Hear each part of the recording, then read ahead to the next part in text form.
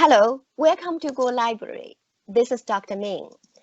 From today, the 29th April 2020, we are going to broadcast in English a series of interviews to expose and end the CCP. There can't be a better way to begin than by interviewing a person who has dedicated all her lifetime to the Free Tibet, Free China, anti-CCP movement. Maura Moynihan is an American journalist, film producer, and artist. She comes from a prestigious background, graduating from Harvard University. Her father, Dr. Daniel Patrick Moynihan, was the former ambassador to India and the United Nations. He had served as the senator of New York State for 24 years till he passed away in 2001. Maura could have lived a comfortable upper-class life, but has chosen to walk a very difficult path for the well-being of the peoples who live on the other side of the world and do not even have kinship with her. Maura Moynihan, her life, her work, all inspiring. So, hello, Maura. It is a pleasure and a privilege to meet you. Oh, thank you so much, Ming. It's a privilege and an honor to be on Voice of Go Library with you. Oh, thank you so much. So, how are you? Well, it's I'm in New York. Yes. And as we know, New York has become the epicenter for the CCP virus. Yeah. And it is nothing short of catastrophic. Oh, yeah. Yeah. And you are a New Yorker. That's your home city. Yes. Oh, yeah. Yes, I am. Yeah. So you mentioned that you went to the city last week. Mm-hmm. What struck you the most? Well, you know, New York is always been the center of America in so many ways. Yeah. Broadway is there. The stock market is there. It's the head of publishing, fashion, art, so many important industries. It's also a world capital. Yes. And what makes New York a special place is its extraordinary diversity.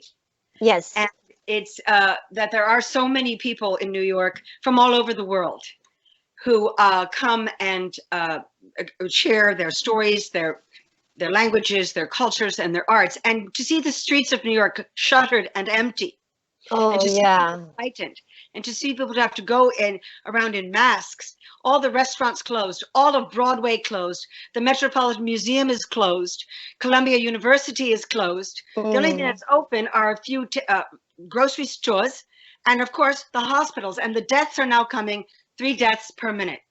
Oh, yeah. It's sad, isn't it?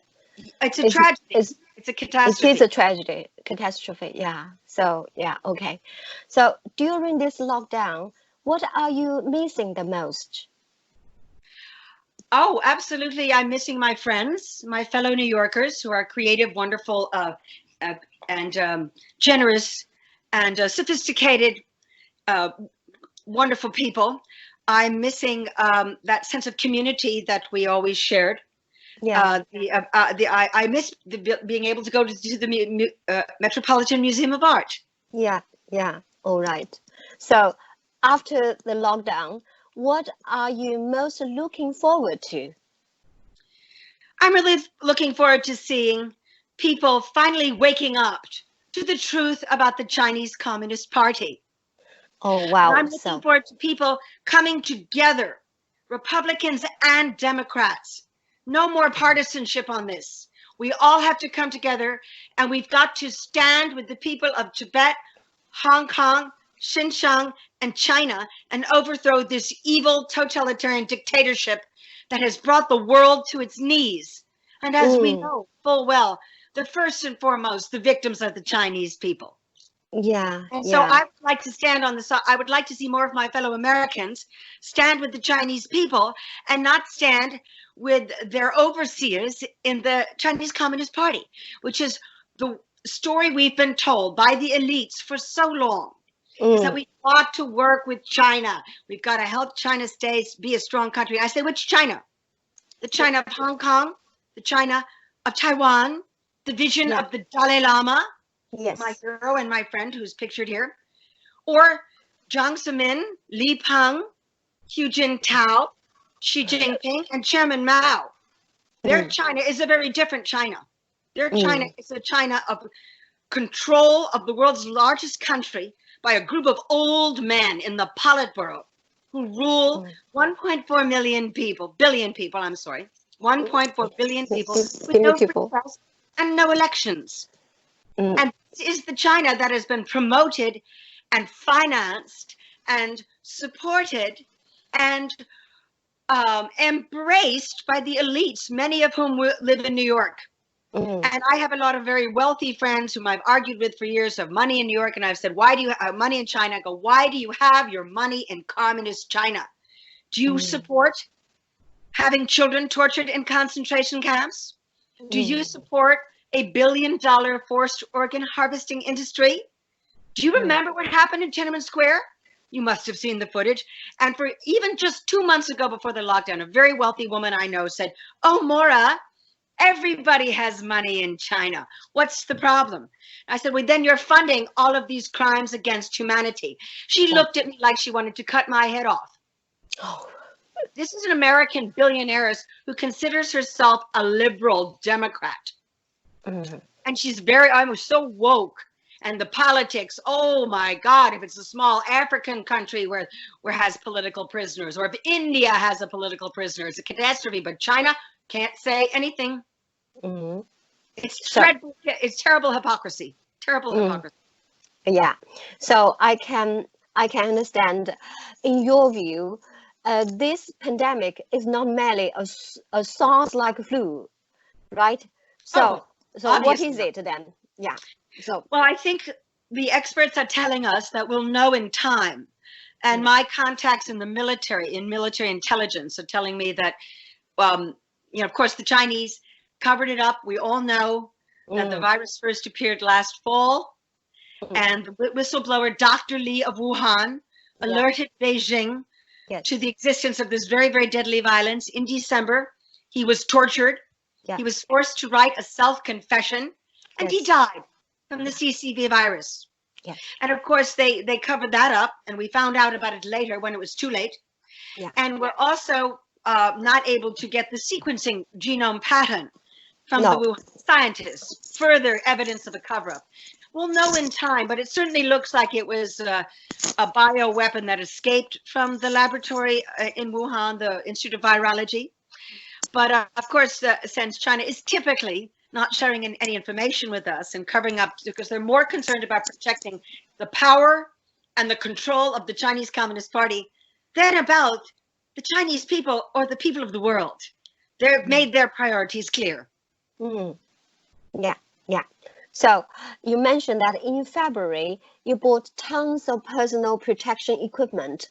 As you know, this coronavirus was coming to New York. So how did you know that?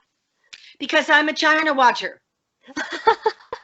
Because I don't have any faith in mainstream media in America. Because the New York Times, which calls itself the paper of record, takes 2-page color ads from China Daily every week, and they've been doing it for almost 20 years now.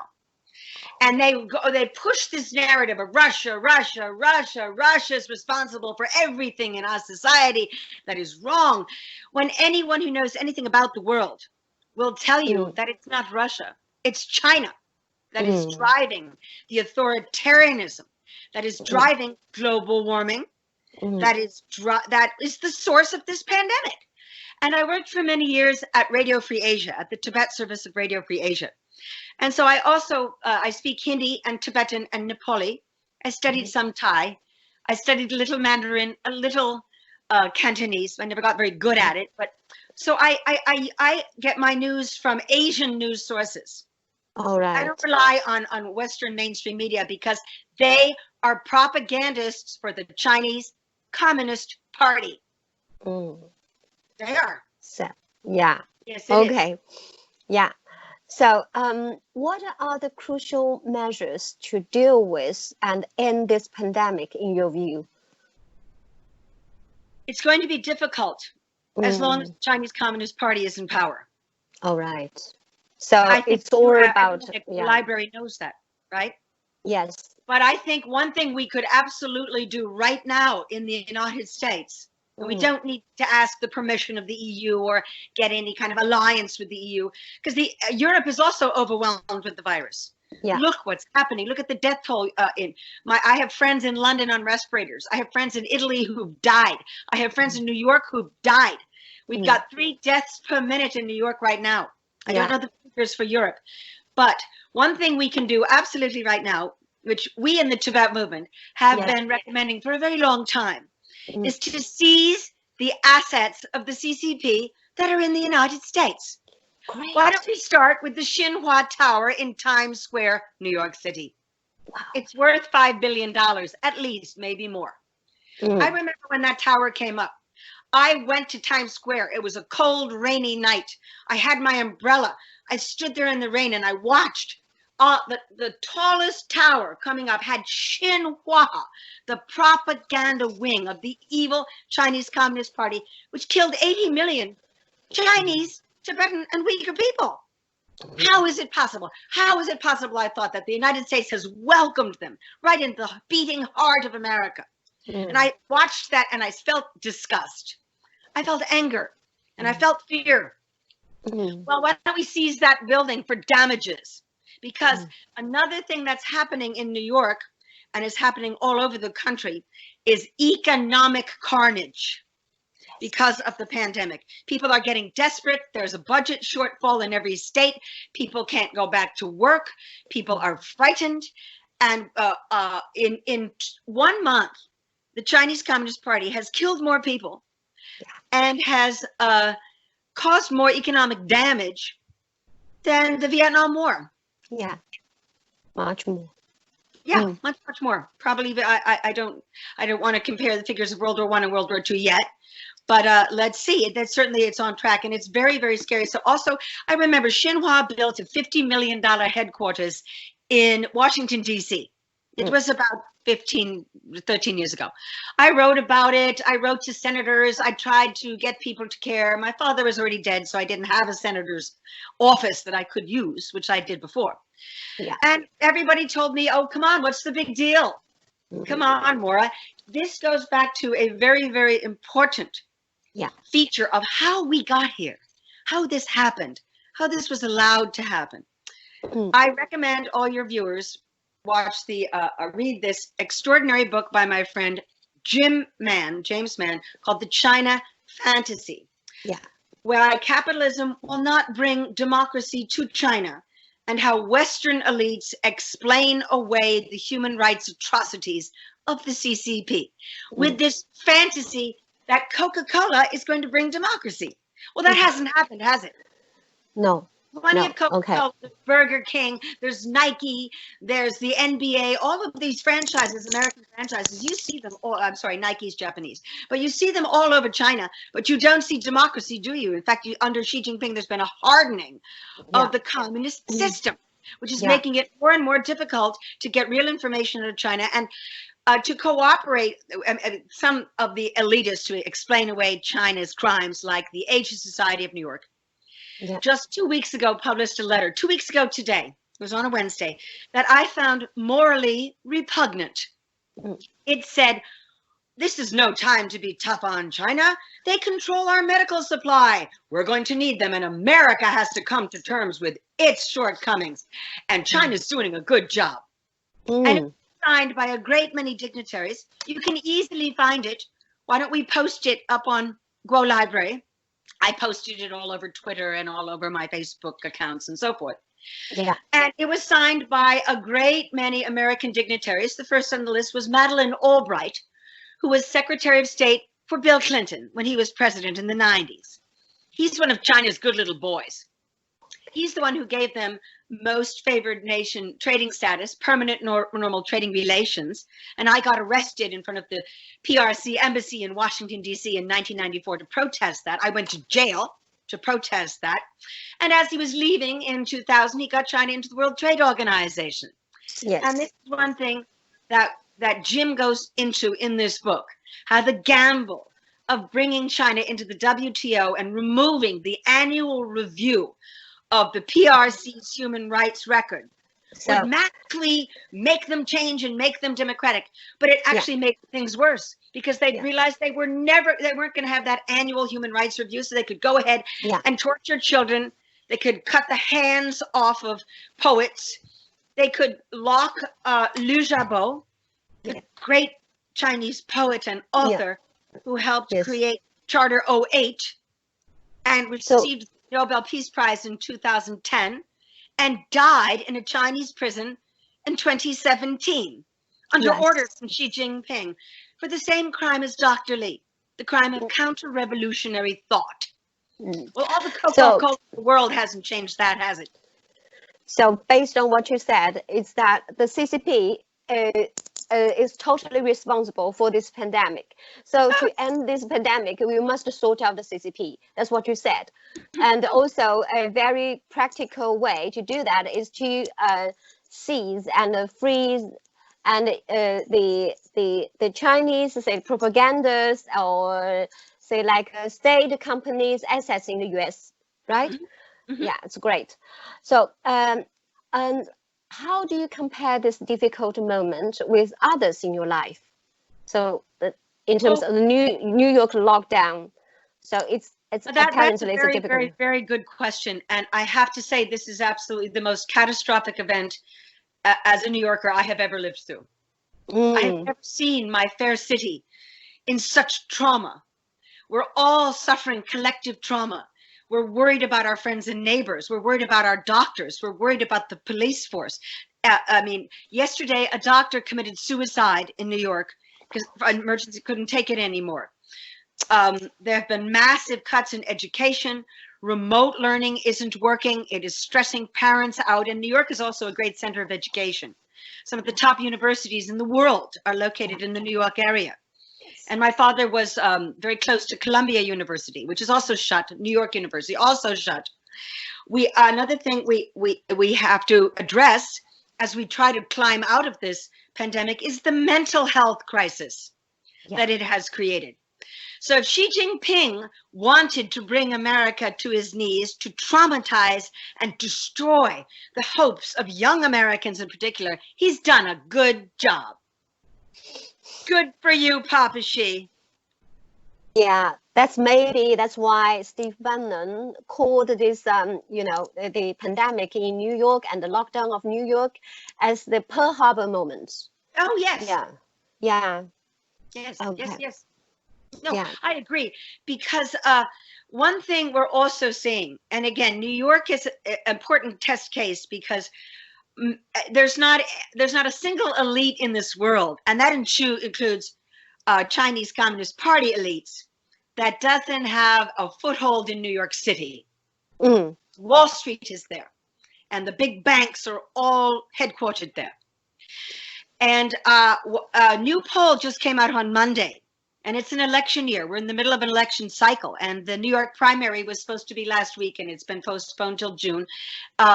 The new poll showed 9 out of 10 Americans have an unfavorable view of the Chinese government, which means the CCP. Yes. But the elites are still apologizing for them. That letter from the Asian Society has their names right there. And of course, I think many Americans know by now, one of the most famous men in America is Bill Gates. Bill Gates, who went to Harvard with me. Actually, he is a Harvard dropout. He never finished.